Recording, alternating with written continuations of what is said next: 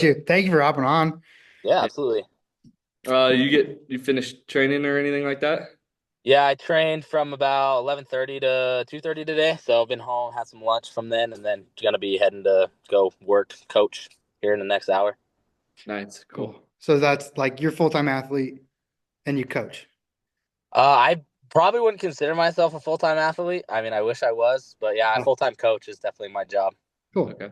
Do you Yeah. have like your own affiliate or is it like you're a head coach at affiliate? So I do coach at an affiliate. I'm just a coach there. I've been coaching there since 2021.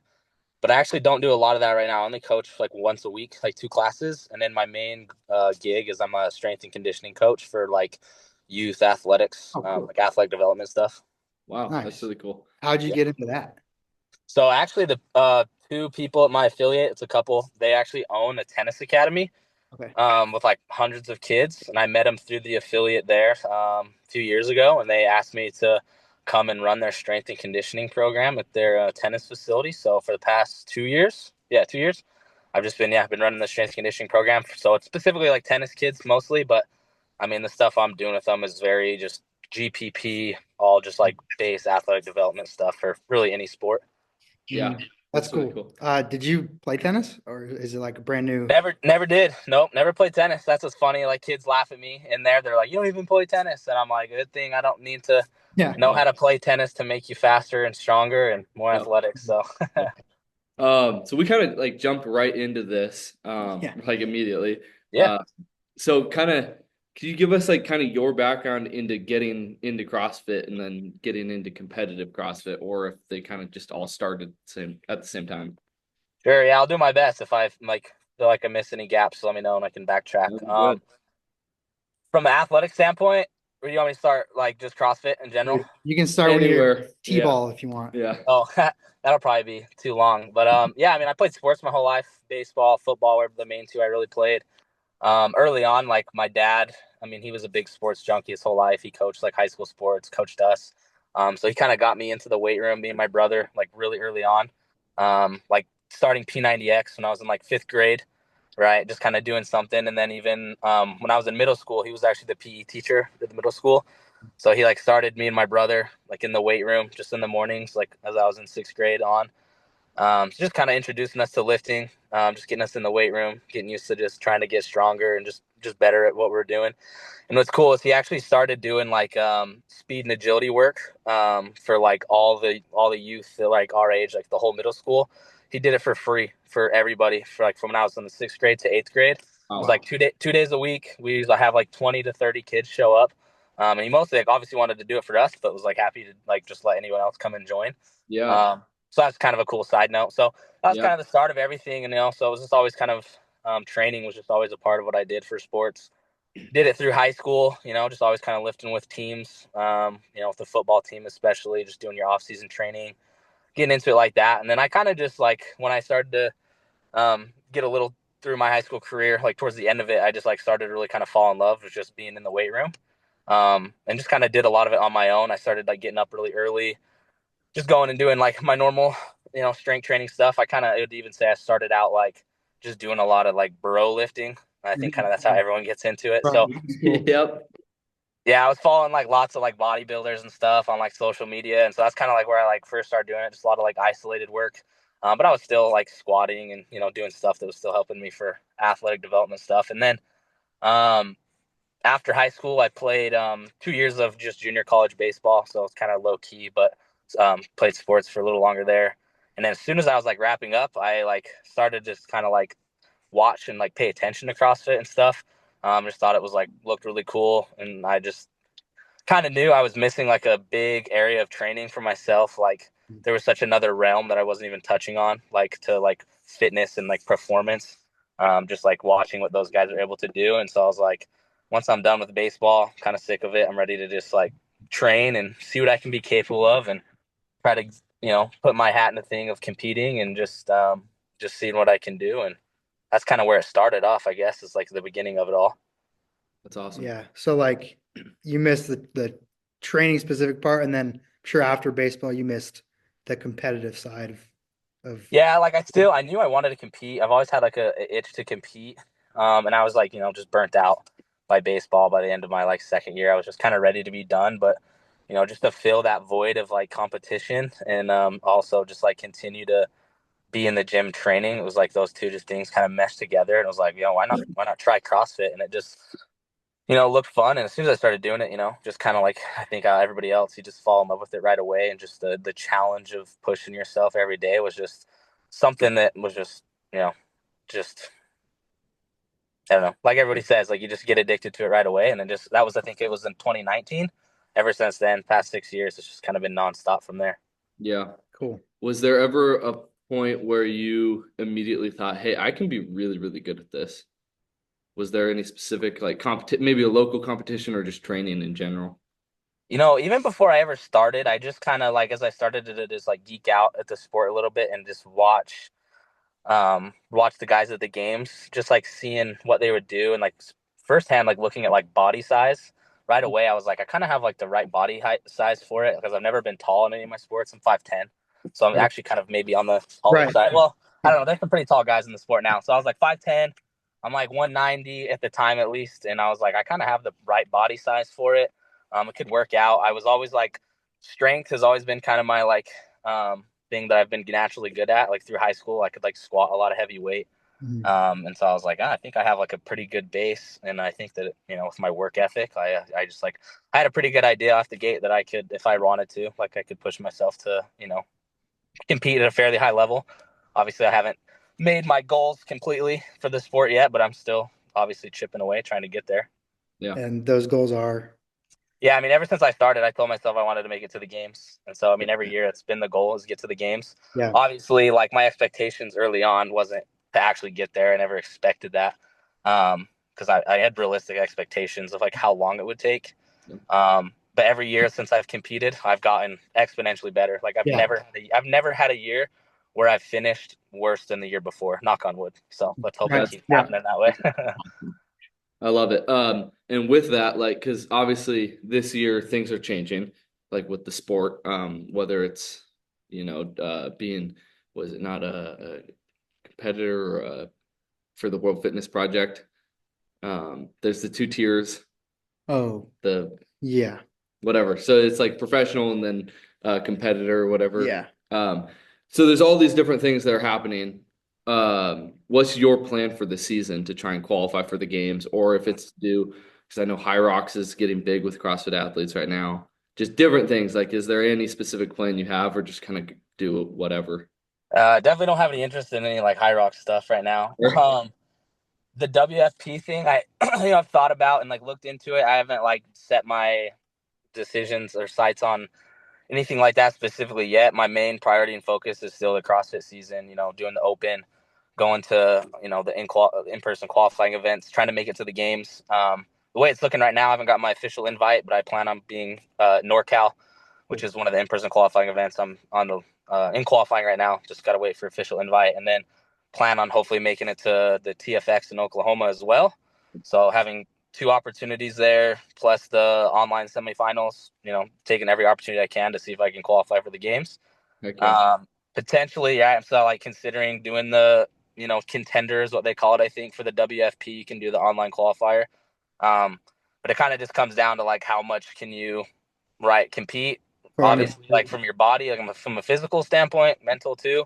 But also like a guy like me, like I don't have like sponsorships and stuff like that. I'm not a top level guy. So it's like I can only afford to go to so many competitions and take time off work and stuff like that. So Yep. Yeah.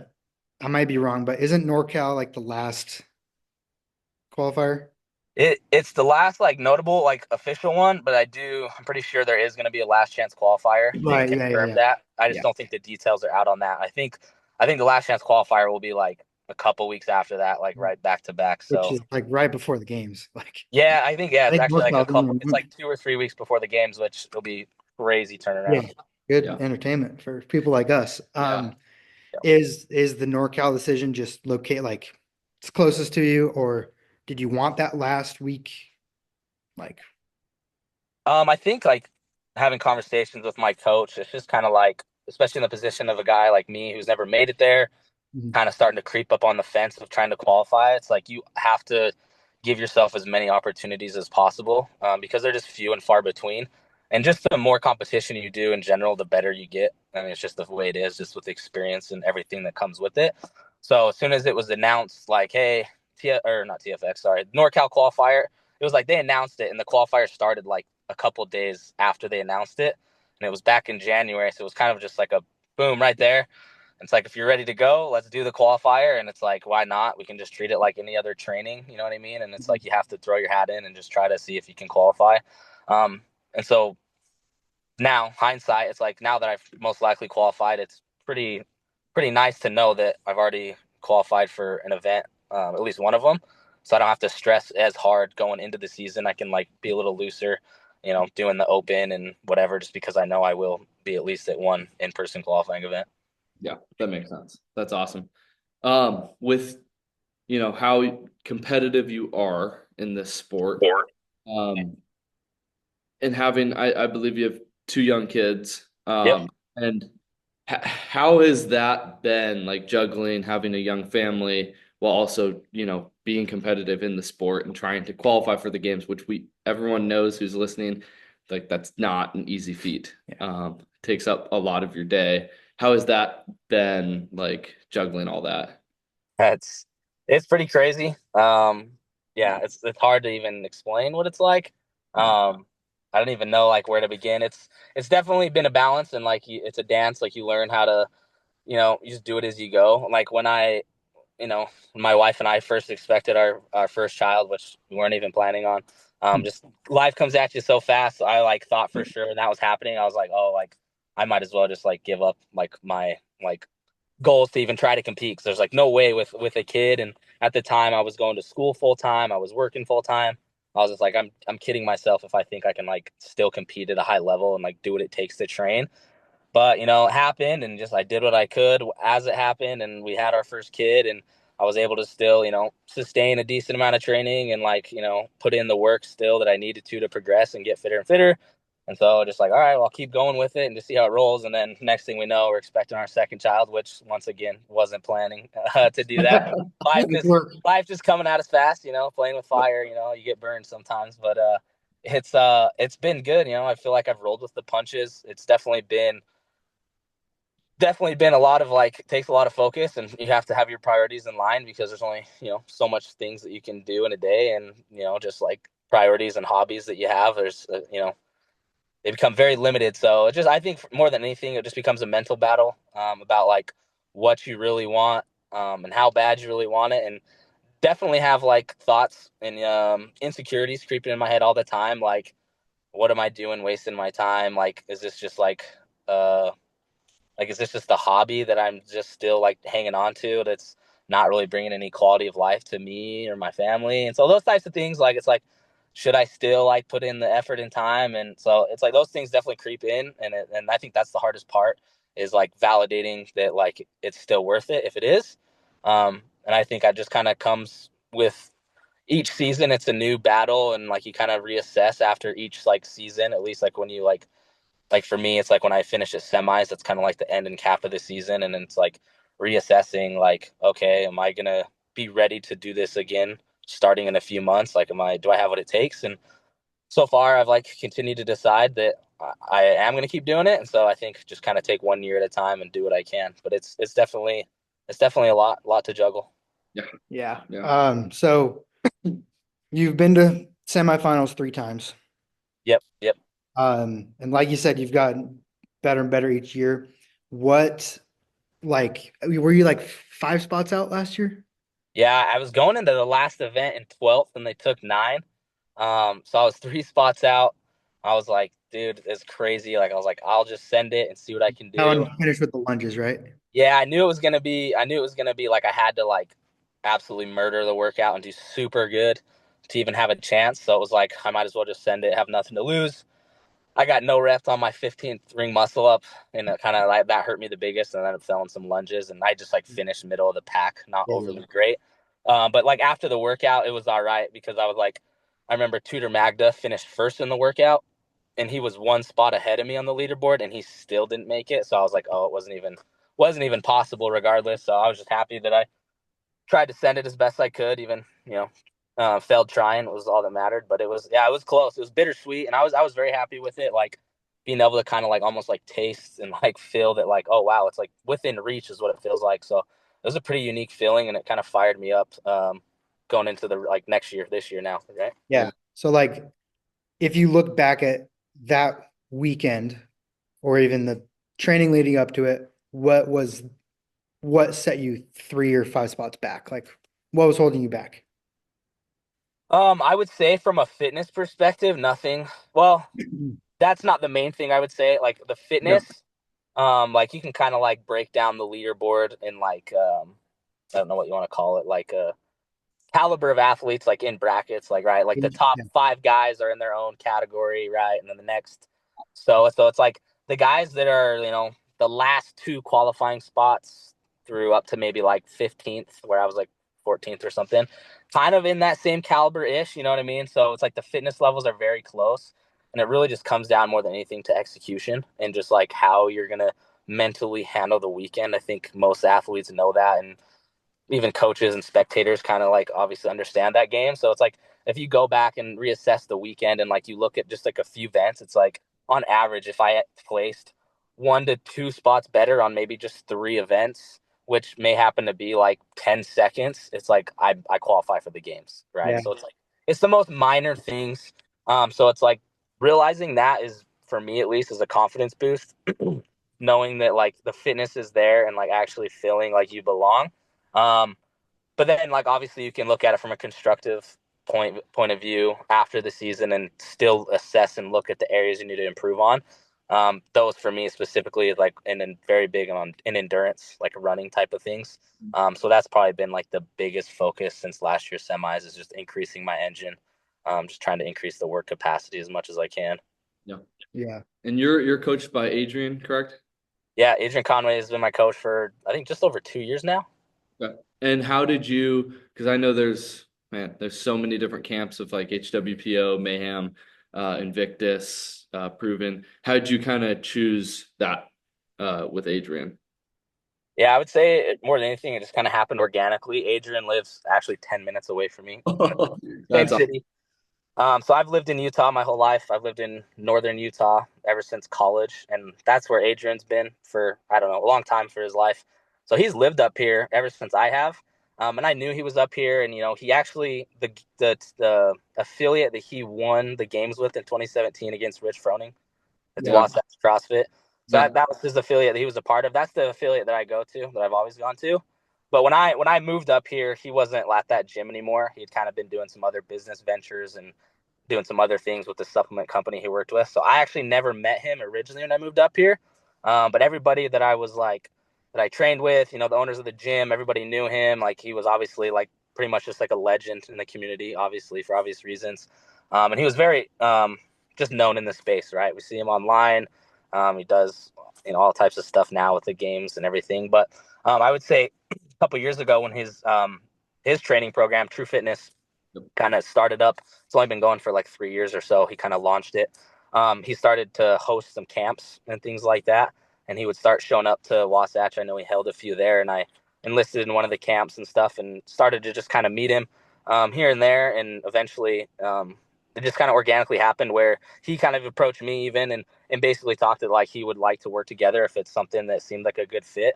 And I at the time I was looking for a coach because I hadn't really worked with like a specific one-on-one coach at like a high level. I'd just done like some template programming.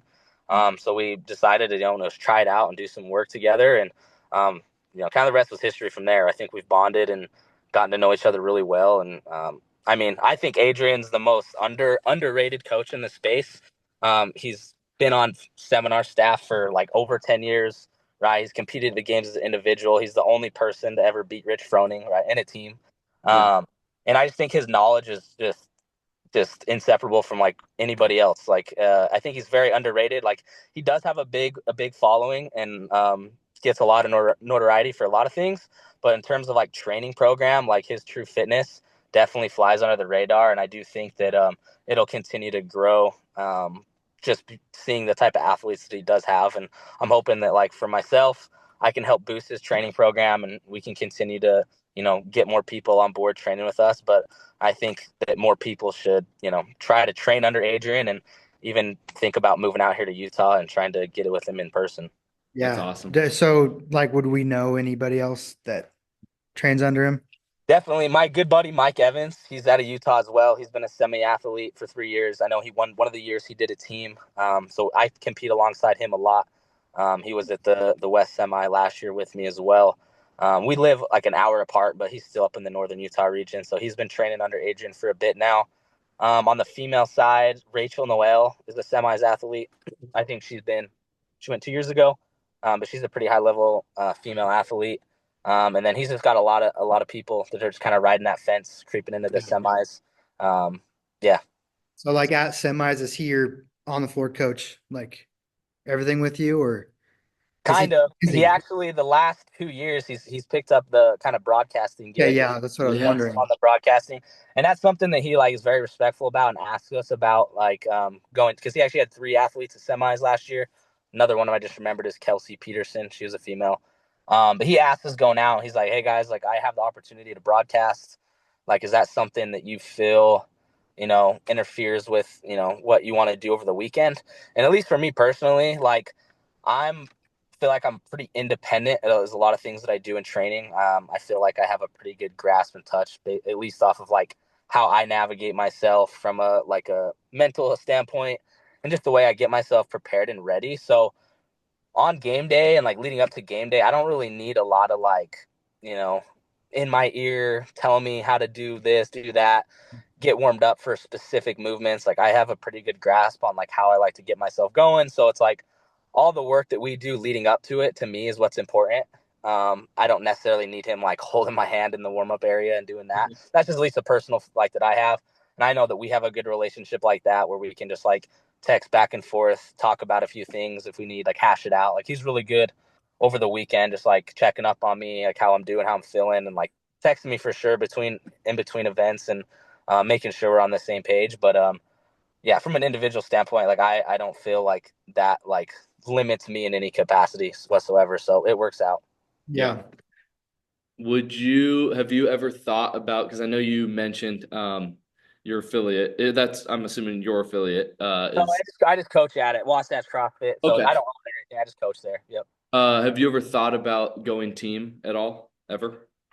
I have not. I've been asked many, many times to go team within like the true camp with some of the other athletes. I know Adrian like kind of wanted me to do it last year with a couple, or sorry, not last year, 2 years ago, with a couple of them that ended up did go team. It was like the true team that they put together. They originally asked me, but I just never have like been lured or whatever. I don't know what word you want to use. I've never been like wanting to team up and do it just because I don't know. My whole life I did team sports. I know what that feels like. It's not that I don't like it, but I just kind of like feel like I'm just in a space where I want to compete as an individual. I want like everything to be on my shoulders. I want to see like what I'm capable of, and just like want to do it all by myself. And whether I can give myself all the glory or I can, put all the blame on myself. But at the end of the day, it's like I just want to see what I'm capable of. And it's like I know how much work and effort it takes to put into this. That it's like for me, if my heart's not like fully in it, like I'm not gonna put this much effort for something that I don't care about as much, which is like team. Not that it's terrible, but I definitely don't have the same passion for that as I do just like individual competing. So I'm just like don't want to waste my time doing that. Yeah. I kind of want to go back to like 2024 semifinals and how you're like your off season basically. If obviously you're getting stronger, you're getting a better engine and stuff, but if you think your biggest reason for not qualifying was like execution and stuff, like how do athletes get better at that? Because you can't maybe you do every day like ticky tack things where you're trying to get 5 seconds here and there. Is that what you do, or is it just like better knowing yourself? I wouldn't say no, definitely not every day, not often, really at all. I do think it's beneficial when you can get in an environment of like where you're training around people, like other competitors that are pushing you, that are to your caliber. Which, luckily, since training with Adrian, I have been able to surround myself with some of his higher level athletes, and on a fairly semi-periodic basis, we're able to throw down and compete. And I'd say that's definitely a big part of it is just getting around other people and like doing training pieces that are competition style and pushing it that way. But another, like, I feel like the biggest thing just comes down to, I would say it's just like leading up to the competition. I would say from like a 6 to 8 week period is when you kind of really just got to shift the gear and mentality of like the intensity of how you're like, hitting your metcons, right? At least on a more regular basis. It's not that you're not touching it beforehand, but when you're like hitting those those comp workouts, it's just kind of all about like gaming it to the best of your ability, approaching it with, a plan, going it with the mindset of, how you would do it on a comp floor and just being mindful of things that you see on game day. And you don't really know what those things are until you do compete for real and do it a lot of times. Cause that's like one thing that I would like preach to anybody is like competing as much as you possibly can. And that's what I did when I first started, even on like low level competitions. Like you literally just got to do it so many times that like you're not surprised by things anymore. And you'll never get to the point where you don't like have anything that comes up, but you want to just like reduce that like feeling coming up as much as you can. So yeah, I would say pushing yourself around other competitors. It's nothing new. That's news to anybody, obviously. But definitely I think that like 6 week period prior to like competition where you start to just like gamify the workouts you're hitting, and just really make sure that you're trying to execute to the best of your abilities and like where your fitness is at. Yeah. So you mentioned in that last event that you kind of just full sent it as semis. And that's a hard mental thing to think of, to like know you're going to push yourself to a limit that is going to hurt really badly. Yeah. Uh, Maybe for you, it's been something you've done so many times that it just becomes natural. But how have you gotten like that mental toughness to just like, I know I'm gonna hurt really badly. I'm just gonna full send it here. Yeah, I would say it is just exposure more than anything, right? It's like having confidence in yourself, knowing that you've done it before and been there before. Um, One thing that like a big piece of my training from last year, or yeah, a big focus of my training from last year is like a lot of my training pieces is like let's see where the wheels fall off, right? It's like we don't like in the off season. It's like now's the time to like test the capacity. It's like a lot of the pieces I do, like I'm tasked with hitting something at a specific pace or unbroken or something, like just absolutely seeing where the wheels fall off to see how I can handle something. And that's just where like you learn and grow and like put it in the back pocket for when something like that comes up and like a real competition, right? And it's like, oh, hey, I remember when I did something like this and I had to do 30 cals for time on the bike and then hit 15 ring muscle ups after. Like, how did that feel? And like, how did my body respond? So it's like accumulating those training pieces with like the intent of, you know, burning it down and just like seeing how fit you are. It's really testing how fit you are and how well you can recover and get on to the next thing. So it's just building those experiences and training, especially in the off season. For sure. Yeah. That's cool. I got one last question for you before we Yeah. let you go. Being like, on the cusp of the games, have you ever been and do you still possibly get like starstruck? Like, you're at the West semis with like Medeiros and stuff. Do you ever get that feeling or maybe your first semis? I would say my first semis for sure. I went to Atlas Games out in Canada. And I was a backfill. They took like 120 people and I was 122. So I ended up, yeah, it was awesome. It was crazy. First experience getting into the semis. It was very surreal. So like being barely on the cusp, being like one of the end guys, first time at semis, first time around any of these guys, it was pretty cool. I definitely like feel like I like keep my cool. I don't try to act like it's like super, super crazy, but I would be lying if I didn't think like, oh man, like these are the guys I've seen like on the documentaries and Yeah. all over YouTube. And like, it's pretty crazy. Just like seeing what they actually look like in person. Just like from a physical standpoint, it's like, holy crap, like these guys are like specimens. And, but also part of it is like, you like pat yourself on the back. You're like, oh, like, You're it's one not of like them. they're like much bigger than I am. Like, they might be like have something. Obviously, they're fitter than you at that point. Like, you have to realistically know that.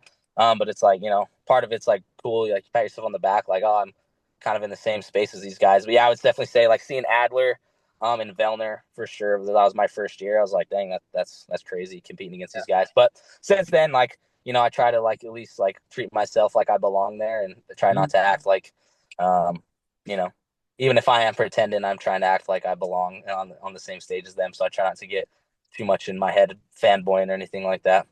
Yeah. I mean, you've proved it. Right. Like you're only a few spots out, so Yeah. you've definitely proved that you're capable. Well, we don't want to keep you. I mean, you're good if you have a couple more questions. I have like 10 more minutes, so you're good if you need it. But I mean, whatever. I mean, I don't know. I mean, you have anything else? You're doing the open. I'm Of course. assuming. I actually Yeah. don't think I've signed up yet, just because I've Okay. been busy. There's Like your I need, reminder. I'm gonna sign up for sure though. Your reminder. There you go. Do you ever think about like your career goals after you're done competing? Like, do you want to keep doing this strength and conditioning stuff, move into your own sort of thing outside of the tennis? What's your kind of goal with that, fitness wise? Yeah, I definitely like see myself just in the space of, performance and training as a coach as my career.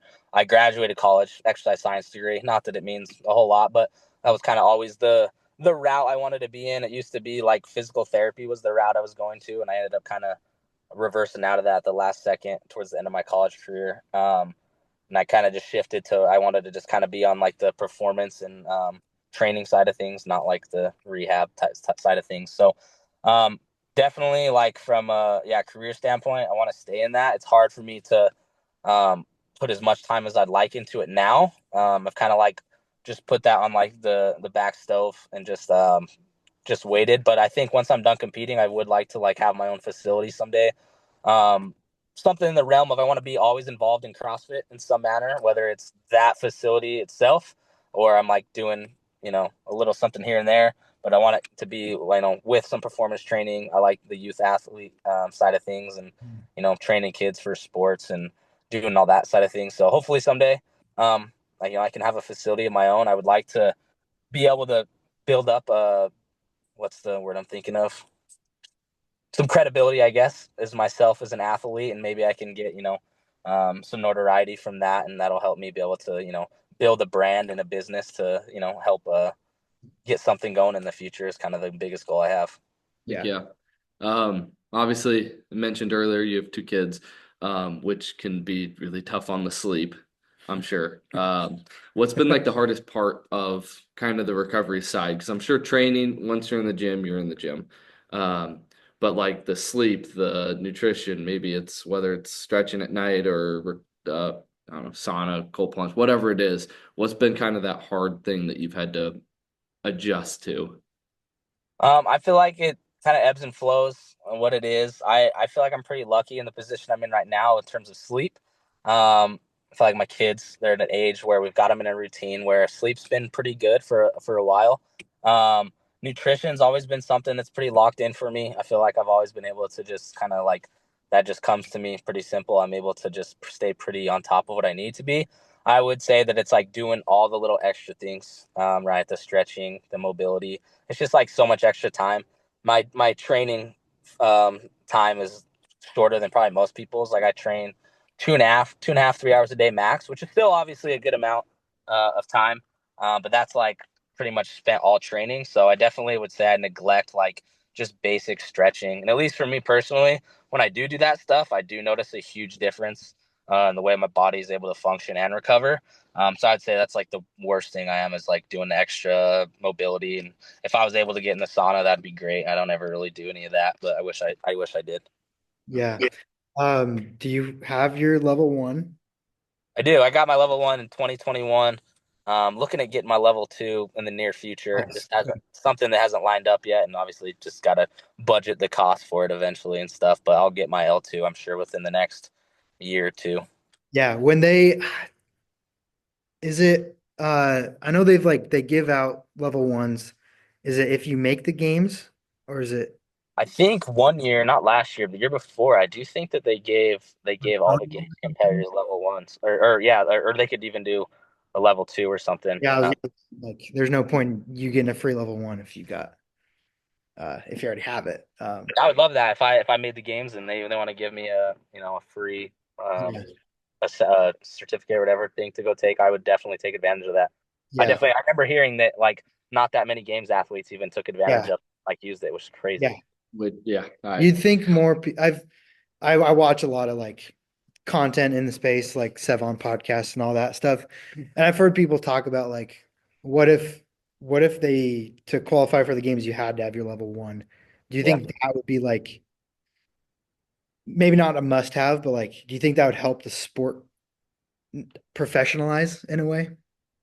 I don't know. I don't feel like I know in terms of like it's a pretty nuanced question. It's like I'd be okay with it, obviously, because I have L1 and I'm like a diehard CrossFit enthusiast, obviously, and I believe in the methodology. So, like, if they did it, I'd be cool with it. I don't know in terms of like from a statistic standpoint or like bringing in more money or professionalizing. I don't know. I think it would be valuable for athletes. It's something like my coach Adrian talks about all the time. He's very surprised about of the amount of like athletes at the high level that don't take the L1 or like don't care to like expand their knowledge on the methodology, just because like he talks about like how much it would like help them Right. understanding the movement and like the just because like you're always shocked about it's not too bad, but there you can name names of like people at the games who are just so incredibly fit and do Yes. obviously really good things, but there's things that are just like how are you moving like that or doing this and you're a games athlete, like it's Yep. crazy.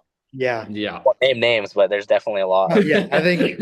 Yeah. Yeah, we Yeah. think we're on the same page. Yeah. Um, 'Cause we got 3 minutes left on here. Last question. It's kind of fun one that we've Okay. asked a couple other people. So obviously, like in football, like NFL, they try to make it so that there aren't dynasties. So like the last place team gets first pick. Yeah. So they try and make it so that there's not like the Chiefs this year. It was going to be the first three-peat ever. Like that's crazy to think. Now, obviously, in CrossFit, we've had Matt, Rich, Tia with just dominant careers. Right.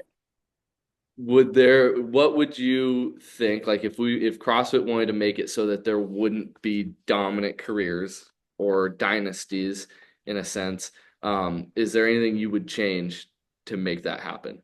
So like, for example, like I thought, what if you made like Matt Frazier, he won last year, so this year you take first place all the way to 40th. They have to do an event, and Matt has to basically do a marathon, whereas 40th place coming in has to do 1 mile or something along those And it lines. doesn't count for a score. Doesn't Just count for a score. It tires him out. tires extra. him out extra.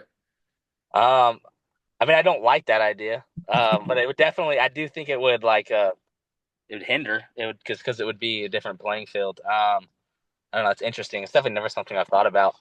The only thing I think about like it would change the landscape of how like I feel like the field shakes out would be like the how the events are programmed. I guess if you like, I feel like putting in someone different in charge of the programming just people with biases and like they're different types of flavor like when you look at like Boz and Castro, even the differences we Tell saw the there. difference. Yeah. Yeah.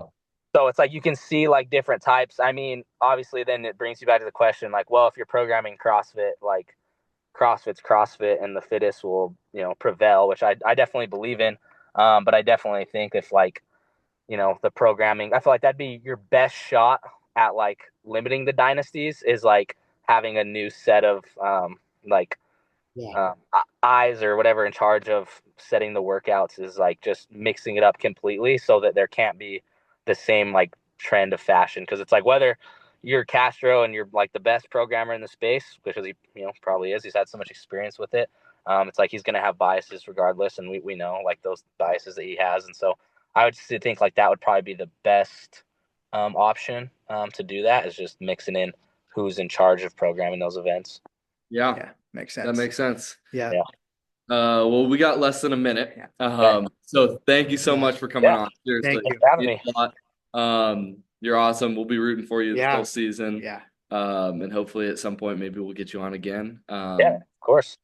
But yeah, seriously, Yeah. thank you for coming on. Yeah. It's been a pleasure. Of Best of course. luck Thanks for this having me, guys. season. Appreciate it. Yeah. See ya. See you later. Bye.